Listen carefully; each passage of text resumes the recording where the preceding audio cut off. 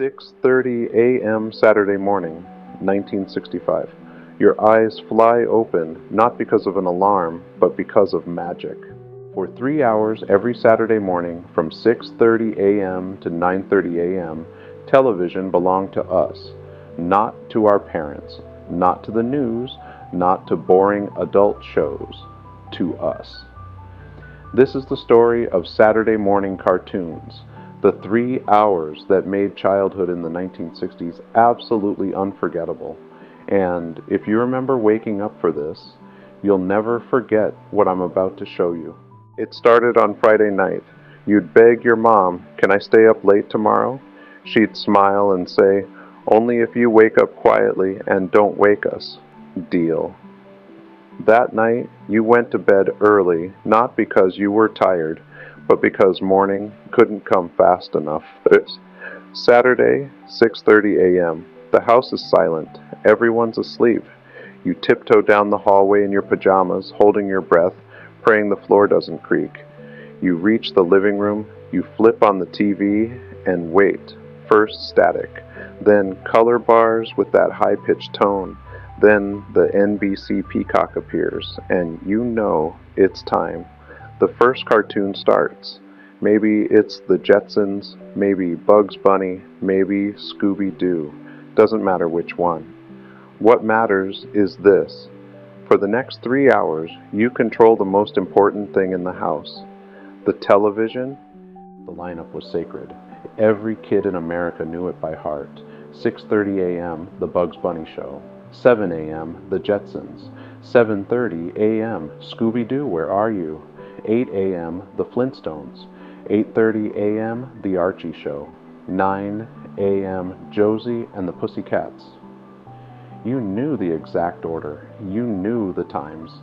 If you missed even one episode, you'd hear about it Monday morning at school. Dude, did you see when Scooby unmasked the ghost? Yeah, it was the janitor.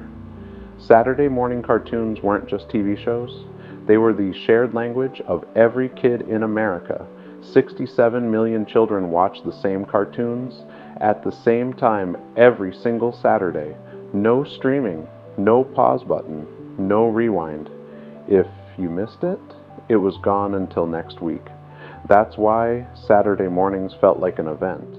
But cartoons weren't complete without one thing: cereal. Not just any cereal. Saturday morning cereal. You'd pour yourself a giant bowl of Fruit Loops, Cap'n Crunch, Lucky Charms, Frosted Flakes. The milk would turn colors. Your teeth would hurt from the sugar. And you loved every second of it. Between cartoons, commercials would play, but you loved those too. They're grit, silly rabbit, tricks are for kids. Those jingles are still in your head right now, aren't they? Because Saturday morning wasn't just about cartoons. It was about being a kid in America in the 1960s when life was simple, sugar was legal in unlimited quantities, and television was magic. But Saturday morning wasn't just about the cartoons. It was about the commercials too. And I know what you're thinking. Commercials? Really? But hear me out. Saturday morning commercials weren't annoying interruptions. They were part of the experience. Toy commercials that made you beg your parents, G.I. Joe, a real American hero. Barbie's dream house, now with working elevator. Hot Wheels, the fastest cars in the world. Every commercial was a 30-second dream. And between cartoons, companies would run contests. Send in 5 cereal box tops and get a free decoder ring. Mail this form with 50 cents for your official Captain America shield. We'd cut out those box tops with scissors, write our addresses in crayon, stuff them in envelopes, and wait 6 to 8 weeks for our prize to arrive. And when it finally came, it was like Christmas. A cheap plastic ring that turned your finger green? Worth it. Those commercials didn't just sell us products. They sold us dreams we could hold in our hands.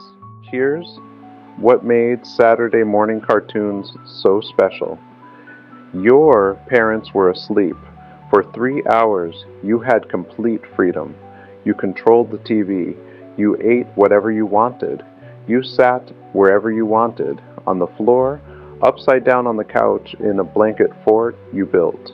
Nobody told you to sit up straight, chew quietly, clean your room, or do your homework. It was your time, and you knew the second your parents woke up at 9:30, the magic would end. Turn that off and go outside.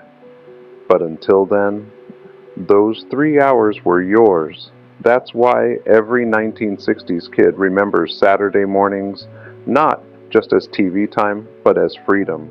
And if you had brothers or sisters, Saturday morning was warfare. I was here first. No, Mom said it's my turn to choose. You watched your show last week. Fights over who controlled the TV, who got the best spot on the floor, who got the prize from the cereal box. My brother once pushed me off the couch during Scooby-Doo. I cried through the entire episode, and you know what? 30 years later, we still talk about it.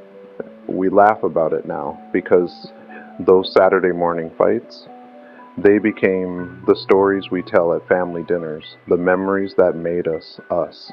Even the fights were part of the magic. Saturday morning cartoons lasted for over 30 years. From the 1960s through the early 1990s, generations of American kids grew up with this ritual. But in 1992, everything changed. Cable TV arrived. Cartoon Network launched. Nickelodeon played cartoons 24/7. Suddenly, cartoons were available anytime. You didn't have to wait until Saturday. You didn't have to wake up early. You could watch whenever you wanted, and just like that, the magic disappeared. By 2014, the last Saturday morning cartoon block ended. CBS, NBC, ABC, all gone. The 3 hours that defined childhood, over. Today's kids will never know what it felt like to wait all week for Saturday morning, to share that moment with 67 million other kids across America at the exact same time. They'll never understand why it mattered so much, but we do, because we lived it. If you remember Saturday morning cartoons, if you remember waking up before the sun, if you remember the static turning into color bars, if you remember the NBC peacock spreading its feathers, if you remember pouring that sugary cereal while everyone slept, if you remember racing your siblings to the best spot on the floor, then you remember what it meant to be a kid when childhood was different. Slower, simpler, sweeter. Saturday morning cartoons weren't about Bugs Bunny or Scooby-Doo or the Flintstones. They were about having something that was ours. 3 hours every week when we were in charge, when television belonged to us. And even though those days are gone forever, the memories, they're ours to keep forever. If Saturday morning cartoons were part of your childhood, drop a comment below and tell me. What was your favorite Saturday morning cartoon? What cereal did you eat? What time did you wake up? Let's remember this magic together, because if you lived it, you'll never forget it. Thank you for watching, and thank you for remembering with me.